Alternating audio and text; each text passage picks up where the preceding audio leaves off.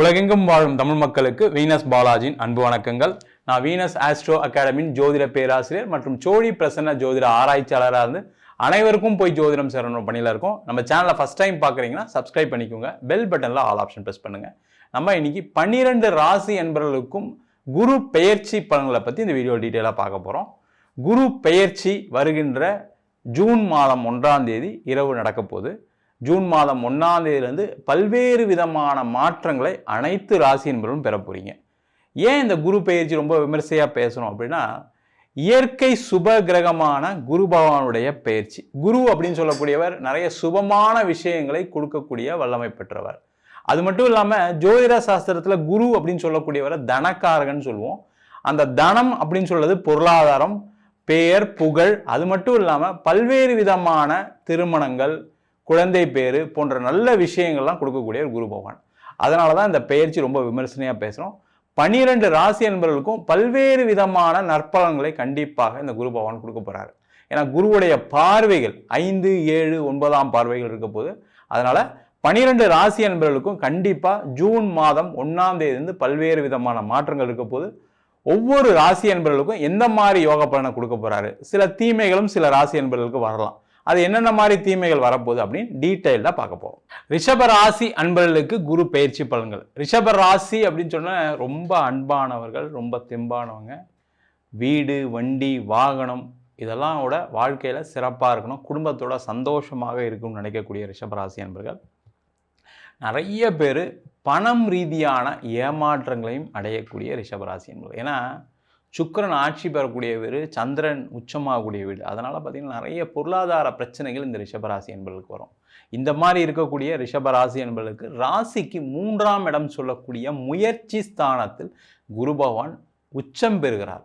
இந்த காலகட்டத்தில் பார்த்திங்கன்னா இந்த ஜூன் மாதம் 1ஆம் தேதியிலேருந்து ஏற்கனவே ரிஷபராசி என்பர்களுக்கு நிறைய விஷயங்கள் நன்மையாக தான் கொடுத்துட்ருக்கு.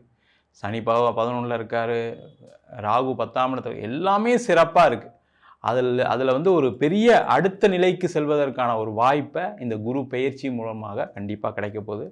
ஆனாலும் நிறைய ரிஷபராசி என்பவர்கள் என்ன சொல்கிறாங்க அப்படின்னா, எனக்கு நடக்கலை, எனக்கு அது மாதிரி இல்லை, எனக்கு வந்து வாய்ப்புகள் வரல அப்படின்னு சொல்லக்கூடியவர்கள் இந்த குரு பெயர்ச்சியில் கண்டிப்பாக அனைத்து விதமான பிரச்சனைகளும் தீர்ந்து அழகாக சிறப்பாக வாழக்கூடிய ஒரு அற்புதமான அமைப்பு வரப்போகுது.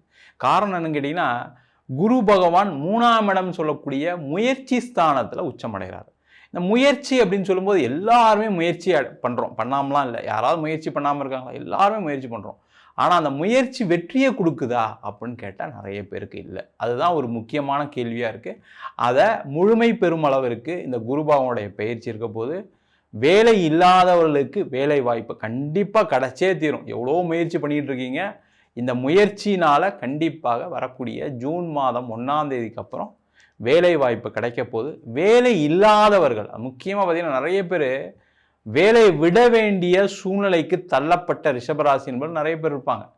அந்த மாதிரி இருக்கக்கூடியவர்களுக்கும் கண்டிப்பாக ஒரு புதிய வேலை வாய்ப்பு கிடைக்கக்கூடிய நேரம்.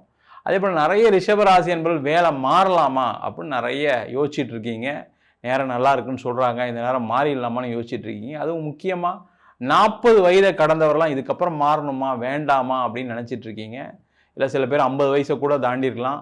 அவங்களாம் கூட ஒரே கம்பெனியில் இருக்கும், இப்போ மாறணுமா, மாற வேண்டிய சூழ்நிலை தான் இருக்குது, ஆஃபீஸில் ப்ரெஷர் தான் இருக்குது அப்படின்னா கண்டிப்பாக வேறு ஒரு வேலையில் மாற்றம் செய்யக்கூடிய ஒரு அற்புதமான அமைப்பு. இதெல்லாம் வந்து பார்த்திங்கன்னா வாழ்க்கையில் ஒரு தடவை தான் இந்த மாதிரி சூழ்நிலைகள்லாம் வரும். இந்த வருஷம் நீங்கள் மிஸ் பண்ணிட்டீங்கன்னா அதுக்கப்புறம் வேலை மாற்றம்லாம் கண்டிப்பாக கஷ்டம்.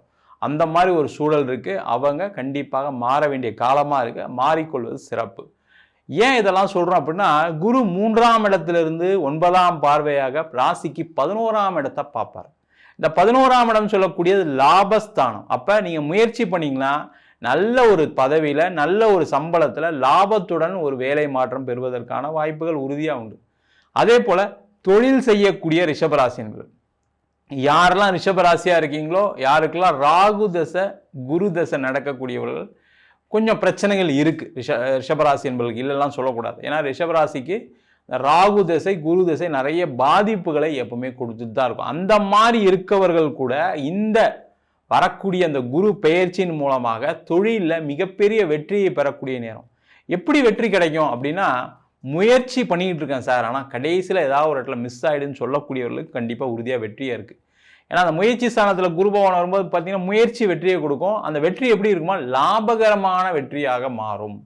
ஏன்னா 11ஆம் இடத்துல லாபஸ்தானத்தை பார்க்குறாரு. அப்போ லாபஸ்தானத்தை பார்க்கும்போது என்னன்னா கண்டிப்பாக உங்களுடைய தொழிலில் லாபத்தை பெறக்கூடிய சந்திக்கக்கூடிய ஒரு அற்புதமான வாய்ப்புகள் நிறைய வரும். அதற்கான முயற்சிகளை செய்வது சிறப்பு.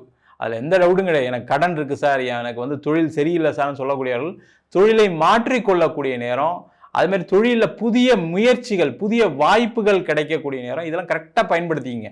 அது தசாபுத்தி இருக்குது இல்லைன்னு சொல்ல, பட் இருந்தாலும் அதெல்லாம் சரி செய்து கொள்ளக்கூடிய ஒரு அற்புதமான வாய்ப்பு. இதுக்கப்புறம் பிரச்சனைனா கண்டிப்பாக உங்கள் சுயஜாதத்தை தான் பார்த்துக்கணும். ஏன்னா அதில் ஏதாவது ஒரு கர்ம வினையின் காரணமாக ஏதாவது ஒரு விஷயங்கள் தடங்கல்கள் இருக்கலாம், அதை பார்த்துக்கொள்வது சிறப்பு. அது மட்டும் இல்லாமல் குரு உங்கள் ராசிக்கு 7ஆம் இடத்தை பார்ப்பது இன்னும் சிறப்பு. 7ஆம் இடத்தை பார்க்கும்போது பார்த்தீங்கன்னா நிறைய பேருக்கு வெளிநாடு சென்று வேலை பார்ப்பதற்கு, வெளியூர் சென்று வேலை பார்ப்பதற்கு நிறைய ரிஷபராசி என்பவர்கள் வாழ்க்கையில் நல்லா சம்பாதிக்கணும், ஒரு வீடு வாங்கணும், இடம் வாங்கணும், கார் வாங்கணும், அம்மா அப்பாவை நல்லா பார்த்துக்கணும், மனைவி மக்களை நல்லா பார்த்துக்கணும் அப்படின்னு வெளிநாட்டுக்கு முயற்சி பண்ணிட்டு இருக்கீங்க. அவங்களுக்குலாம் இது ஒரு அற்புதமான வாய்ப்பு. அதை செய்து கொள்வது சிறப்பு. வெளிநாட்டில் இருக்கக்கூடிய ரிஷபராசி என்பவர்கள் மென்மேலும் உயரக்கூடிய ஒரு அற்புதமான வாய்ப்பு. அங்கே பார்த்தீங்கன்னா ஆஃபீஸில் ஏதாவது உங்களுக்கு கொஞ்சம் பிரச்சனைகள் இருக்குன்னா மாறிக்கிங்க, தப்பே கிடையாது. வேலை இல்லாமல் இருக்கீங்க, கவலையப்படாதீங்க. கண்டிப்பாக வெளிநாட்டிலே உங்களுக்கு ஒரு நல்ல வேலை வாய்ப்பு கிடைக்கும். இந்தியாலாம் திரும்பி வராமல் இருக்குது. அது எந்த மாதிரி சூழல்கள் இருந்தாலும் கண்டிப்பாக கிடச்சிரும். அதே போல் நிறைய ரிஷபராசி என்பவர்களுக்கு கடந்த காலகட்டத்தில் வேலை போயிருக்கு சார், எனக்கு வேலை போயிடுச்சு சார், நல்லா இருக்குன்னு சொல்கிறீங்க, ஆனால் 3 மாதமாக வேலை இல்லாமல் இருக்கேன், வெளிநாட்டிலேயே 6 மாதம் வேலை இல்லாமல் இருக்கீங்கன்னா உங்களுக்கு ஒரு மாற்றம் பெறக்கூடிய ஒரு நேரம். அதை மாறிக்கிறது நல்லது. நீங்கள் ஏற்கனவே ஒரு கம்பெனியில் ரொம்ப நாளாக இருந்திருப்பீங்க, மினிமம் ஒரு 3 வருஷத்துலேருந்து 6 வருஷம் மேலே ஒரு வேலை செய்யக்கூடியவர்கள் ரிஷபராசி என்பவர். அதனாலேயும் சில பிரச்சனைகள் வந்திருக்கலாம். அதை மாறுங்க. கண்டிப்பாக உங்களுக்கு நல்ல பதவி, நல்ல ஒரு சம்பளத்தோட வேலை வாய்ப்பு கிடைக்கக்கூடிய நேரம். அதே போல் 7ஆம் இடத்தை குரு பார்க்கும்போது என்னென்னா திருமணத்தில் இருக்கக்கூடிய பிரச்சனைகள் தீரும்.